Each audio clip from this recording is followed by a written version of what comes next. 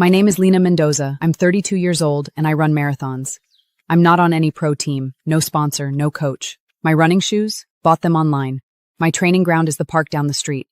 But my pace is solid, and my stamina comes from 10 years of running day in, day out. I don't run because I love it. I run because I owe someone.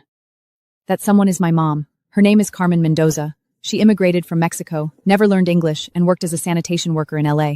Every morning at 3 a.m., she'd get up, put on a neon yellow work vest, and push a trash cart through the whole neighborhood. She'd pick up trash, sort it, bag it, then ride her rusty three-wheeled cart to the recycle yard. What she made each month barely covered the rent and my school fees. She never had time for breakfast, never had time to see a doctor, and definitely never had time to run a marathon. Lina, you run. You're more talented than me. You have a future. So I believed her. Starting at age 12, I ran 5 kilometers every single day. On the school track, on dirt, rain or shine. In high school, I joined the track team and won a district championship for my school. In college, I earned a half marathon medal. After graduation, I didn't become a pro runner. I got a job at a grocery store, but I kept running. Because every time I cross that finish line, I feel like she'd... Last year, she passed away. They found the stomach cancer too late. The doctor said chemo might buy her a few more months, but she didn't want to spend the money. Save it for you, she told me. Then she handed me her work shoes. The soles were worn flat, the laces knotted back together after breaking. Lina, wear these when you run. Let mommy run too. Just this once. I clutched those shoes, digging my nails onto my palms, and didn't let the tears fall. She never liked to see me cry. She left at 3 a.m. on Wednesday. The alarm rang. She could not wake up. I turned off the alarm for her. Her hands were cold, knuckles thick. Black stains stuck in her nail crevices. Traces of 22 years as a sanitation worker. She had nothing, only me, and the road stretching under my feet. She smiled brightly in the old photo. Smiles hid in work clothes in America. Fluorescent yellow uniform, 22 years. I tied her broken shoelace again. These shoes walked with her 22 years. Mom, I will run the rest for you. She gave me the road. I run for her. I signed up for the LA Marathon, a 42-kilometer public race. The track runs through the whole city. The fee saved from 2 weeks' lunches, gone. I wrote Mom's name instead. I drew a tiny butterfly on the shoe. She said butterflies meant freedom. She never had freedom in her life. Trembling hands drew an uneven butterfly. To her, I was her best blessing. I increased training as the race neared. Running on the streets she cleaned, measuring her years with my steps, feeling the weight of her toil in wind. I run silently, only for her.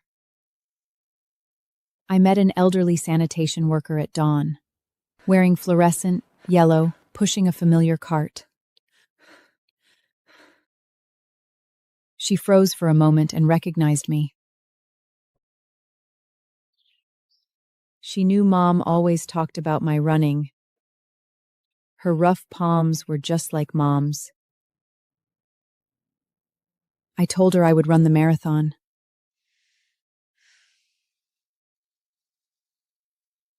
She said Mom would be truly happy.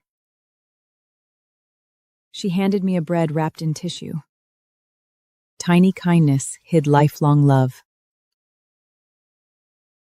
I held the bread and held back tears. Her lonely figure walked through the street. The long shadow looked just like Mom. The wind carried endless, silent thoughts. I packed my bag the night before the race. I packed Mom's worn work shoes. New running shoes for the racetrack. Old shoes, waiting for the finish line. New shoes stiff, like tough early days. Worn shoes softened by years of toil. Mom grew used to every hardship, used to dawn shifts and rainy days. She never complained, only gave silently. A bowl of hot soup held all her love. I dreamed of her in the late night. She waved in her fluorescent uniform. She would wait for me at the end. I woke up with tears on my pillow. Her old chipped cup keeps her presence. I headed to the track at 5 a.m.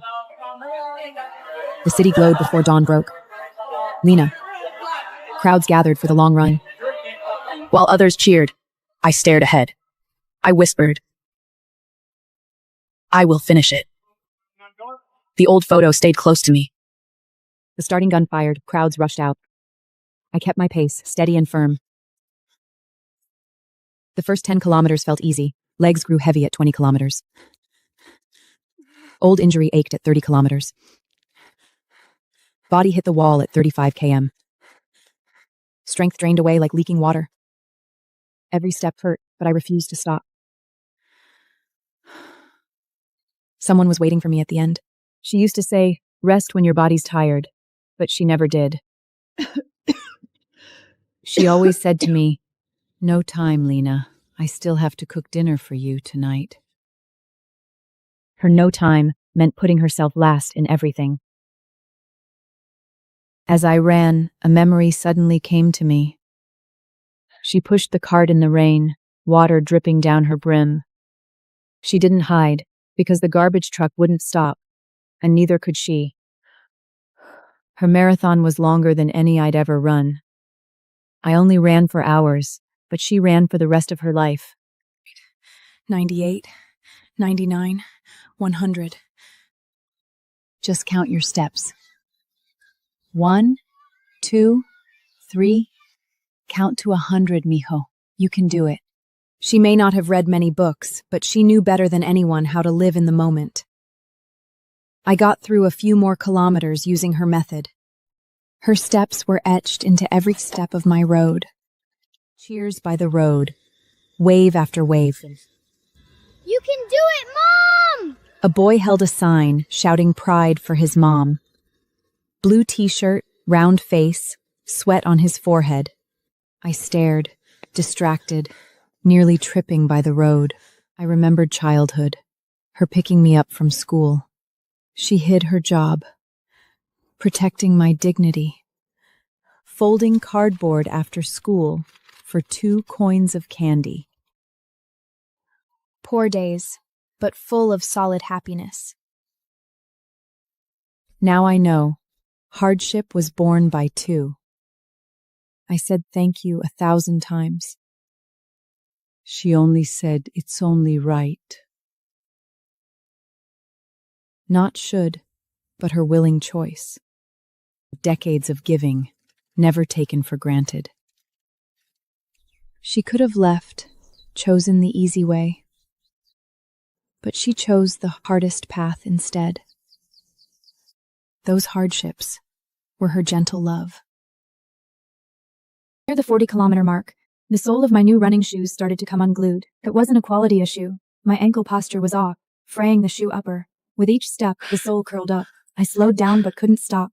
No aid stations, no friends to help nearby. Half a kilometer later, the sole piece fell off completely, dangling precariously from the toe. Bent down to touch the cracked shoe, and despair surged over me like a tide. I squatted by the road, hands on the ground, as people passed by and asked if I was okay. I heard the concern in their voices, but I didn't want to reply. I took off the broken shoe, stepping barefoot onto the hot asphalt. The morning sun in Los Angeles scorched the road.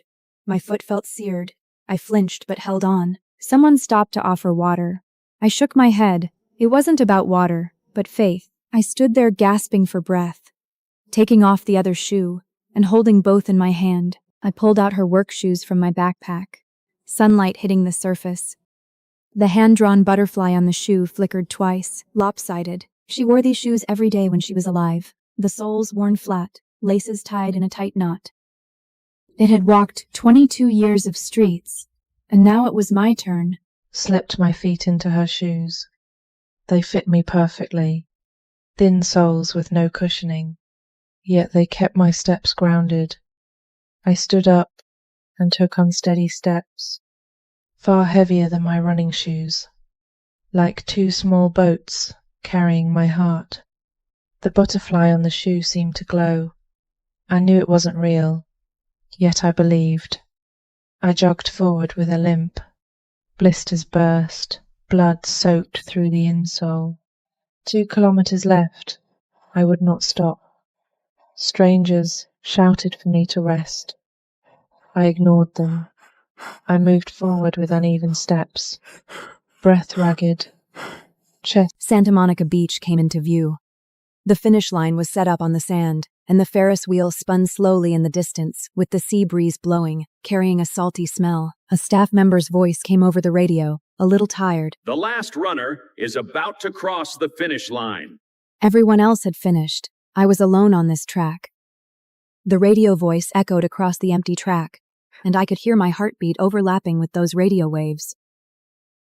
My feet didn't stop. I kept moving forward. Spectators lined both sides of the track. The applause wasn't for speed, but for me still running. An elderly white-haired lady stood by the road, giving me a thumbs up. Her lips moved. I couldn't hear what she said, only saw her red eyes. As I ran past her, I nodded slightly. Her mouth twitched, as if she'd let out a breath. The road was still beneath my feet, the sea breeze still blowing, and I didn't stop. Last marker, bloodstains deep and shallow. Every step on her footprints. Finish line, red carpet and timer. She's not here, yet she is. Fluorescent yellow, waving in the crowd. Sun glare. I squint my eyes. More sweat than tears, no tears to shed. Crossed the line, time frozen as numbers. Last place, I don't care. Medal and blanket in my palm. Her shoes, worn flat soles. Feet numb, socks soaked in blood. Gasps. I only shook my head. Pain is nothing. She's with me. The road ran all her road.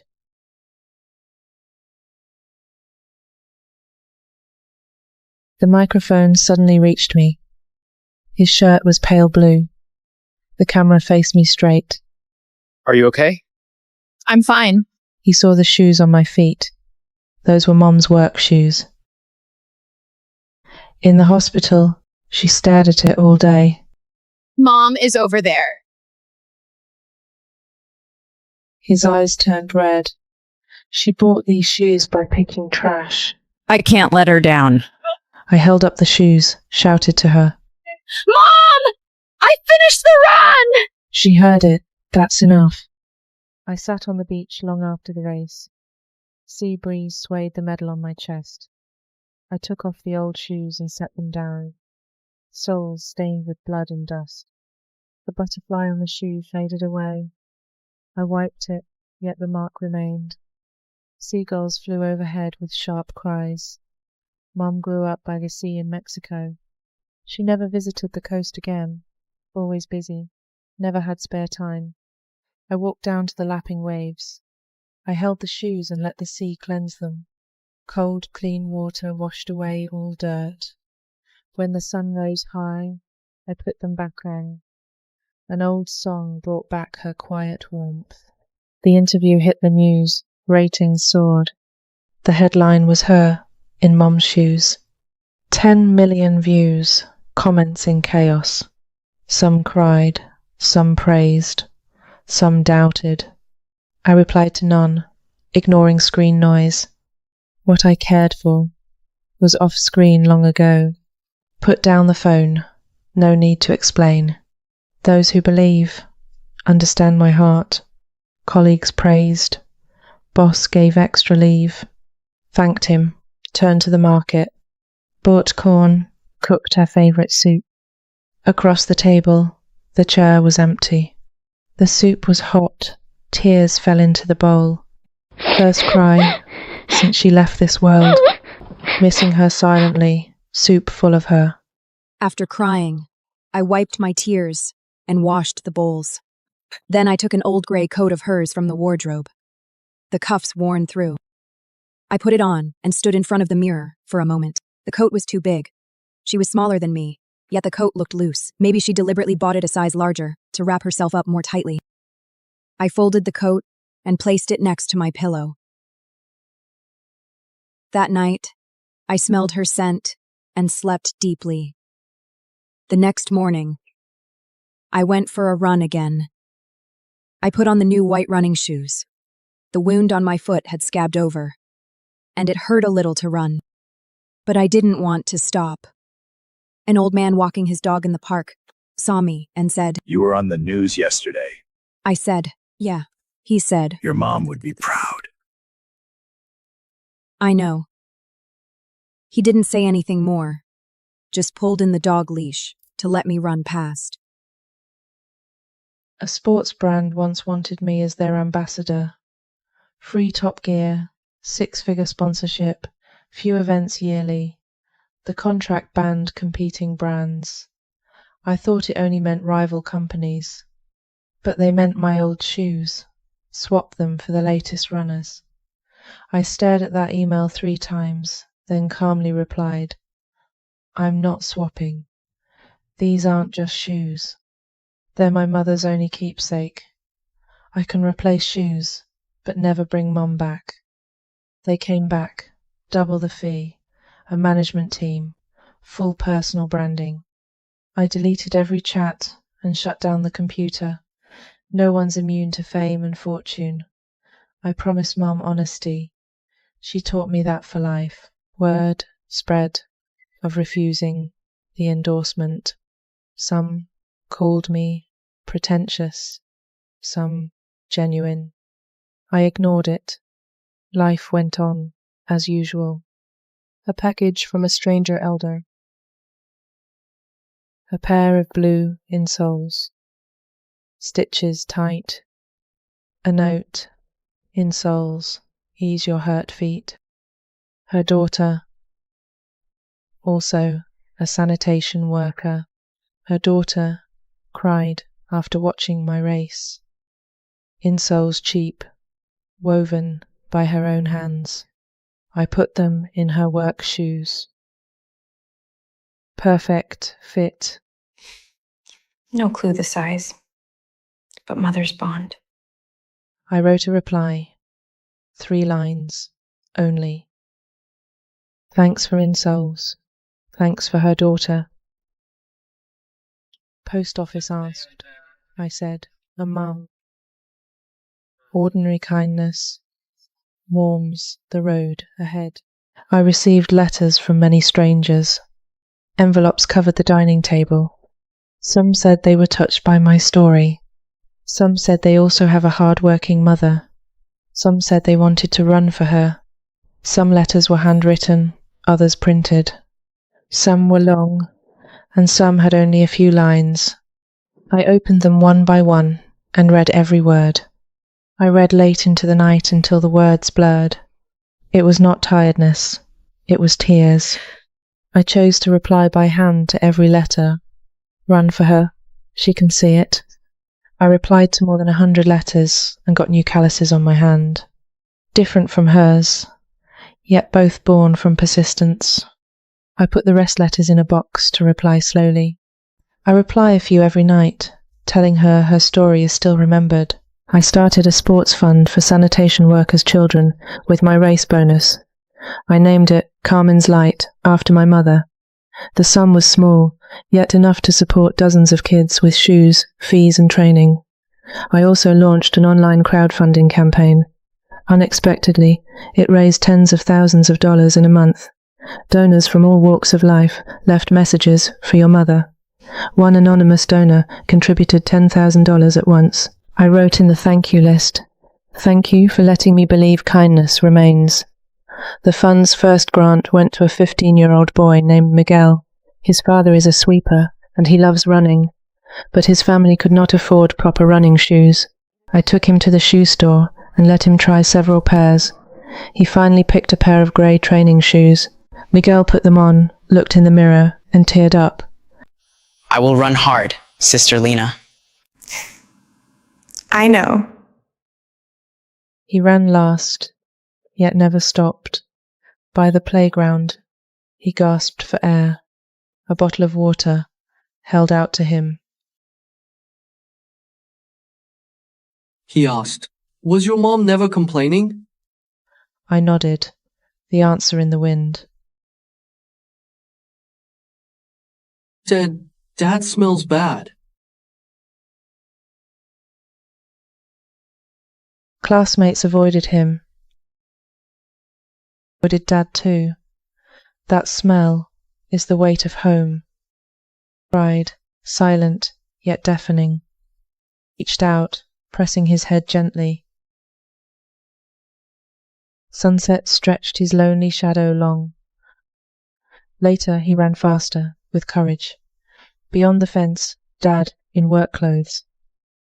A hug, melting all estrangement. He said he loved him. That was enough. The first Carmen's Light Children's Run by the Foundation was held in the community, with only dozens of children participating. But almost all parents showed up. They were the sanitation workers we often see on the street. They held up their phones, wanting to capture their children on camera. That smile was a sight rarely seen on their faces when they were on the street. Miguel won first place, and after crossing the finish line, he ran straight to his dad. His father was a quiet, middle-aged man with sun-darkened skin. Miguel hung the medal around his father's neck. The man froze for a long time, saying nothing. Then, he lifted his hand and patted Miguel's head. It was just that one gesture. He never smiled. His eyes glinted in the sunlight. Was it tears? I wasn't sure. But the wind dried up that faint glimmer. The wind at the track still blew, like unspoken tenderness. The kid's run ended. She came to me. The little in her arms, the older by her side. My daughter wants to run. Sophia, thin and small, eyes bright. I knelt down, asked if she wanted to run. She nodded, like hiding little stars. I filled the form, wrote down her name. A pair of pink shoes fit her feet. She ran, slow but steady. Shoelace loose, she called Mum. Mum knelt down, movement slow. Tied the lace. She looked at me.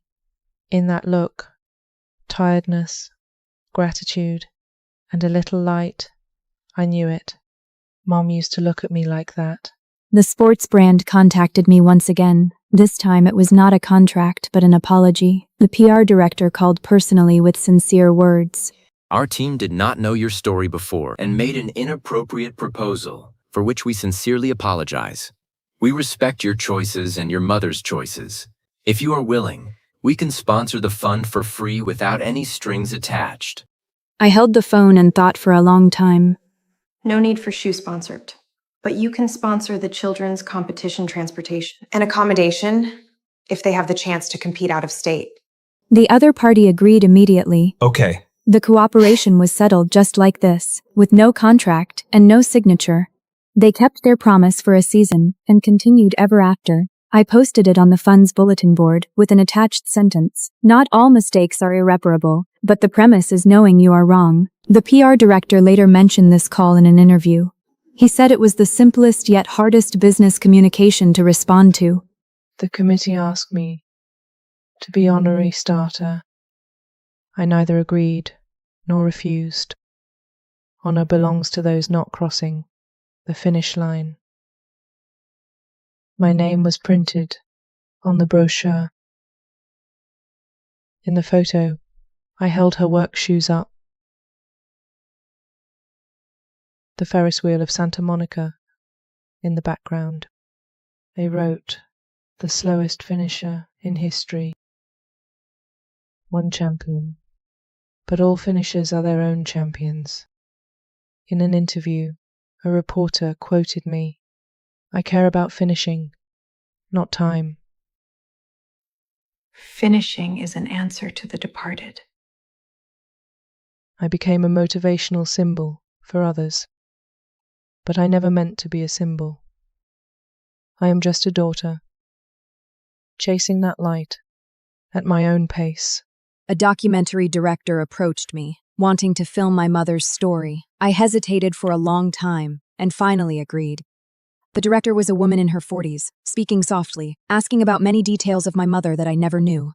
She asked, "What hobbies did your mother have when she's young?" I shook my head. She had almost no hobbies. The director asked again, "What was her favorite saying?" I thought for a moment and said that familiar sentence, "Go to bed quickly. We have to get up early tomorrow." The director filmed the neighborhood she once cleaned. The street at 4 a.m, empty, only street lamps. She also filmed the neighbors, former colleagues, and the boss at the scrapyard, who always bought cardboard at a low price. Those who had intertwined with her life became fragments in the lens. The sky was still dark, and the street lamps were dim yellow. Finally, they filmed me running along that road, wearing that pair of work shoes. In the lens, there was only my back, a pair of faded fluorescent yellow work shoes, and that crooked butterfly. The director asked me, "What do you want to say to your mother?" I looked at the lens, which seemed to lead to the other side. I spoke softly to the lens, saying the words from the bottom of my heart. "Mom, I've run many times. Did you see it?" On Wrap Day, the director treated me to dinner. A small Mexican restaurant, tacos steaming hot. It was Mum's favorite flavor when she was alive. She asked, "Did you ever hate your mum? Hate her for no time, for always being tired?" I only hate being naive as a kid. She was at her limit, yet told me stories. I woke her by kicking. She kept talking. The director's eyes reddened, said Mum would be glad. She didn't need this. Just me alive and well. The car passed the street she once cleaned, rolled down the window. Wind rushed in. Under orange streetlights, trash cans stood neat. Closed eyes, as if hearing her cart's sound. After the film was released, the street she used to sweep was renamed Carmen Mendoza Road. The community raised money to put up a small dark green sign with gold lettering. I unveiled it, standing beside the sign, warm sunlight on my shoulders. The neighbors clapped, and someone read a eulogy. It was an elderly white-haired retired teacher who read the eulogy. He read it once in English, once in Spanish. When he read it in Spanish, the Latino neighbors murmured in response. I stood at the front, didn't cry, but my eyes felt burning hot. Now every day, someone says her name on this street. School children passing by after class stop to touch the sign. They may not know who she was, but they'll remember the name. A mother, with the length of a street, held up a home for her daughter. This road became her mark left in the world, and I will walk along this road, always. The foundation received an anonymous donation, just enough to fund the students for a full year. He message column read, "This is the money for that pair of running shoes." I didn't know who it was, maybe the sports brand, maybe someone who watched the documentary. Some kindness is meant to stay in the background, no need to ask where it came from. I didn't look into it further.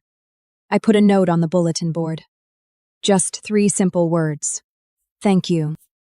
It was also the money for that pair of running shoes. Enough to help 10 seeds take root and grow. Kindness is silent, yet more powerful than sound. No need to ask where it came from. Just catch this tenderness. The meaning of those running shoes has long gone beyond the shoes themselves. Like seeds, they will eventually find their own way in the soil. Every act of kindness is the strength to move forward. The money for that pair of running shoes is 10 seeds and 10 paths ahead. I took a photo of those work shoes and made them into badges. I wanted to give them to every donor of the fund and everyone who joined the charity run. On the back of the badge, it was engraved with Carmen's light. The first batch of 200 badges was all given away. Later, someone wanted to buy them, but I said no. This isn't a commodity. It's a memory. A girl pinned the badge to her school uniform after receiving it. Her mother was a sanitation worker. She wore the badge to school every day. She said it was her mother's light. This is my mom's light. A single badge held the warmth of the ordinary. It wasn't just a shoe. It was the road traveled. Memories were never meant to be sold. If it's light, it deserves to be seen. Carmen's light is also the light of every ordinary mother. A pair of pale grey new running shoes. No brand, yet spotlessly clean. Bought with her scrap, collecting money. She squatted down, smoothing the creases. I squatted too, trying on the shoes. Not big, not small. A perfect fit. The soles were soft, not stiff. I put them on, walking to the street. Running, every step felt light. Not the shoes light, but my heart. She knew we're all running. In our own ways, moving forward. Scrap money bought a heartful gift. Steps touching ground, a gentle reply. Keep running with this lightness. A reporter interviewed me again. Do you still run in those old shoes? No, I've kept those shoes in a glass cabinet. But for every important race, I place it by the starting line, watching me leave and waiting for my return. It can no longer run, but it can still witness. How much longer will you keep running? Until I can't run anymore. My mother never ran a marathon, but she spent far more time on the road than I did. I will finish the rest of the road for her. I've never thought about giving up along the way. These old shoes hold all the hardships my mum and I went through. It can't run anymore, but it always walks with me. Running means far more to me than just competitions. My mum endured all hardships silently and stayed with me all the way. I will keep walking the road she never got to finish. Running for a lifetime is my best reply. On her death anniversary, I put on her shoes. At 4 a.m., the streetlights still glowed. She walked this street for 22 years. An empty road, her everyday life. The bakery light, before dawn, that expired bread, her tenderness. Trash cans lined up, waiting for her hands. I picked up a plastic bottle, like her. Crushed the carton, folded it neat. 10 minutes, my hands ached already. Her 22 years, rain or shine. Stood straight, the sky turned pale. A new day, she couldn't see it, but her steps, still on this street. I walk the unfinished road for her. That day, after walking back from the street, I got a call from Miguel. On the other end of the line was his voice, full of excitement. He said he'd signed up for the school track and field team. Sister Lena, I signed up for the school track and field team. I ran 1,500 meters in the tryouts and got 3rd place. Though it was only 3rd place, it exceeded his expectations. Even though it's 3rd, it's beyond my expectations. He mentioned the pair of running shoes I'd given him. Sister Lena, do you know? I wore the shoes you gave me on the day of the tryouts. The soles are so comfortable, and running feels really light. I asked him about his dad. Does your dad know? He said his dad knew, and even took half a day off to watch him run. He took half a day off to watch me run. In the crowd, only his dad was wearing a fluorescent, yellow work uniform. He stood by the playground, wearing his work clothes. All the other parents wore casual clothes, only he had on fluorescent yellow. When I finished running, he waved at me, and I saw it. On the other end of the line, he fell silent for a moment. After a moment, he said what was on his mind. Sister Lena, when I was running, I thought, my dad gets up at 3 every morning. I'm just running 1,500 meters. What reason do I have not to keep going? I held the phone, not saying a word. Some truths don't need to be taught by adults. Children will figure it out on their own, sooner or later. The email from Boston was an invitation for a charity entry. They wanted me there. Not as a runner, but as a Hope ambassador. The condition? Wear the work shoes to race and cooperate with promotions. My answer was clear. I'll wear the work shoes, but I won't cooperate with promotions. The organizing committee agreed, only asking me to share my story via video call before the race. I agreed. The video was short, just a few words. No extra sentimentality, only the words from my heart. I run because my mom can't anymore. That sentence was for her. It is her first time waiting for me to cross the finish line by the road. I want her to see it sooner. The road is beneath my feet. Running is the only answer. No promotions, only running and longing. For her, and for the road beneath my feet.